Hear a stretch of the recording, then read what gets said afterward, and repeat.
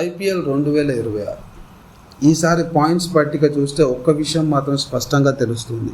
ఈ సీజన్లో play of score last match వరకు వెళ్ళే అవకాశం ఉంది. ఎందుకంటే పైనున్న జట్లు మధ్య ఉన్న పాయింట్ డిఫరెన్స్ చాలా తక్కువ. ఒక మ్యాచ్ ఓడిపోతే టాప్ 2కి వెళ్ళడం కష్టమవుతుంది, ప్లే ఆఫ్స్లోకి వెళ్ళడానికి కష్టమవుతుంది అనే పరిస్థితులు ఏర్పడ్డాయి. అయితే టాప్లో ఉన్న బెంగళూరు నిజంగానే ప్రమాదకరంగా మారింది. ఆర్సీబీ 12 మ్యాచ్ల్లో 16 పాయింట్లు. కానీ అసలు విషయం ఏంటంటే వీళ్ళు కేవలం బ్యాటింగ్ జట్లా కాదు, ఆల్రౌండ్ పర్ఫార్మెన్స్ ఇస్తున్నారు. ఒక పక్కన బ్యాటింగ్ మెరుగుపరుచుకొని, ఒక పక్కన బౌలింగ్ మెరుగుపరుచుకొని, ఫీల్డింగ్తో పాటు టాప్ 1 పొజిషన్లో వీళ్ళు కొనసాగుతున్నారు. అదే కాకుండా క్లోజ్ మ్యాచెస్ కూడా విన్ అవ్వడం అనేది వీళ్ళు నేర్చుకున్నారు. ఒకవైపు గుజరాత్ నిశ్శబ్దంగా, అంటే ఎటువంటి సౌండ్ లేకుండా వాళ్ళు సైలెంట్గా ప్లే ఆఫ్స్లోకి వెళ్ళిపోతున్నారు. వాళ్ళ గురించి ఎవరు ఎక్కువ చర్చ చేసుకోలేదు. ఎందుకంటే ఫస్ట్ నుంచి చూస్తే గుజరాత్ టైటన్స్ వాళ్ళు టాప్ 5లో కూడా లేరు. అలాంటి వాళ్ళు ఆసక్తికరంగా ఆడటం, బౌలింగ్ని స్ట్రాంగ్గా మెరుగుపరచుకోవడం, బ్యాటింగ్ని మెరుగుపరచుకోవడం, దాంతోపాటు అగ్రెసివ్గా ఆడకుండా టీమ్కి స్కోర్కి తగ్గట్టు వాళ్ళు రాణించడం అనేది చాలా ఆసక్తికరంగా మారింది. ఇంకోవైపు హైదరాబాద్ అత్యంత విధ్వంసర బ్యాటింగ్ అండ్ వాళ్ళ బౌలింగ్ లైనప్ని కూడా వాళ్ళు మెరుగుపరుచుకున్నారు. కానీ కొన్ని విషయాల్లో ఎస్ఆర్హెచ్ వెనకబడుతుందని చెప్పి కొంతమంది ఎక్స్పర్ట్స్ భావిస్తున్నారు.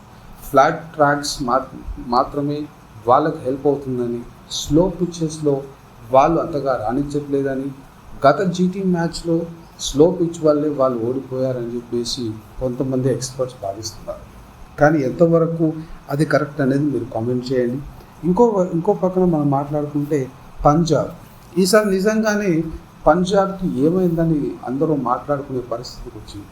మొదట 7 మ్యాచ్ల్లో అన్ని మ్యాచ్లు గెలుచుకుంటూ, దాని తర్వాత సెకండ్ హాఫ్లో వాళ్ళు కంప్లీట్గా ఆపోజిట్గా ఫ్లిప్ అయినట్టు కనిపిస్తుంది. ఆడిన గత 4 మ్యాచ్ల్లో వాళ్ళు ఒక్క మ్యాచ్ కూడా గెలవకపోవడం చాలా బాధాకరంగా ఉంది.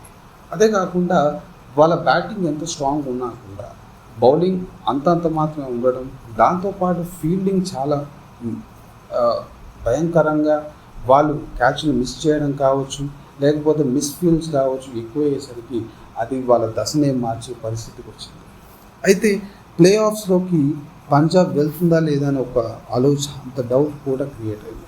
ఇంకోవైపు చెన్నై సూపర్ కింగ్స్ వరుస పరాజయాలతో ఫస్ట్ హాఫ్లో మనం చూసుకుంటే వాళ్ళు కేవలం కొన్ని మ్యాచ్లే గెలిచారు.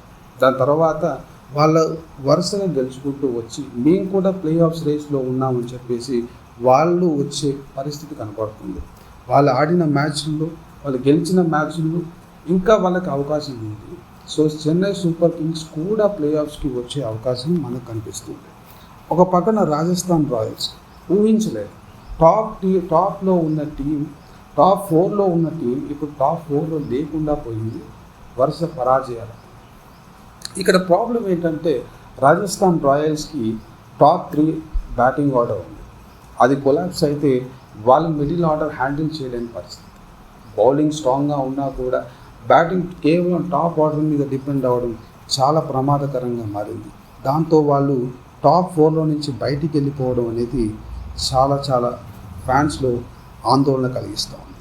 ఇంకోవైపు ఢిల్లీ క్యాపిటల్స్ మరియు కోల్కతా నైట్ రైడర్స్ ఈ సీజన్లో వాళ్ళ పర్ఫార్మెన్స్ అంతగా బాగలేదు.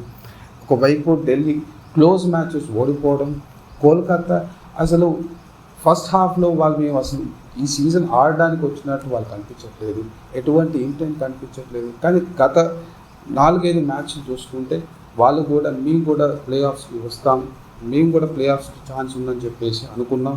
కానీ నిన్న జరిగిన ఆర్సీబీ మ్యాచ్తో వాళ్ళు ఓడిపోవడంతో ప్లే ఆఫ్ ఛాన్సెస్ పూర్తిగా ఇంకా లేవని చెప్పుకోవాలి. ఒకవైపు ముంబై అండ్ లక్నో వాళ్ళు ప్లే ఆఫ్స్ వాళ్ళు ఎలిమినేట్ అయిపోయారు. కంప్లీట్గా ఈ సీజన్లో నుంచే వాళ్ళు ఎలిమినేట్ అయిపోయారు. ఎటువంటి హోప్స్ కూడా ఇంకా ఆ 2 టీమ్స్కి లేవు. సో ఇంత రసవత్తరంగా ఈ సీజన్ మనకు చూస్తున్నాం. టేబుల్ చూసుకుంటే ఒకరోజు ఒక టీం టాప్లో ఉంటుంది, ఇంకో రోజు చూసుకుంటే ఇంకో టీం టాప్లో ఉంటుంది. అయితే ఇప్పుడు జీటీ, ఆర్సీబీ ఈ 2 టీమ్స్ కేవలం టాప్ 2 కోసం మాత్రమే పోటీ పడుతున్నాయి. ఎస్ఆర్హెచ్, పంజాబ్ వాళ్ళు కూడా టాప్ 2 మాత్రం పోటీ పడుతున్నారు. అయితే ఒక పక్కన సిఎస్కే మాత్రం ప్లే ఆఫ్స్కి వెళ్తే సరిపోతుందని చెప్పేసి వాళ్ళు హోప్స్ ఉన్నాయి. సో ఎవరు టాప్ 4లో ఉంటారు, ఎవరు టాప్ 2లో ఉంటారు అనేది ఇంకా డిసైడ్ అవ్వలేదు. ఇంకా మ్యాచెస్ ఉన్నాయి కాబట్టి ఇంకా మనం ముందుకు మ్యాచెస్ ఇంకొక 5-6 మ్యాచెస్ అయితే కానీ మనకంటూ ఒక క్లారిటీ రాదు. ఒకవేళ మీరు టాప్ 4 ఇవే అని మీరు అనుకుంటే దయచేసి కామెంట్ చేయండి. అండ్ ఇంకోటి ఏంటంటే మీ టీం ఏ పొజిషన్లో ఉంది, అదే కాకుండా మీ టీం ప్లే ఆఫ్స్కి వెళ్తుందా లేదా అని మీరే డిసైడ్ చేయండి, మీరే కామెంట్ చేయండి దీని గురించి. అదే కాకుండా ఈ వీడియోని లైక్ చేయండి, సబ్స్క్రైబ్ చేయండి. మరీ ఇట్లాంటి ఎన్నో ఇంట్రెస్టింగ్ ఐపీఎల్ వీడియోస్ కోసం దయచేసి సబ్స్క్రైబ్ చేసుకోండి.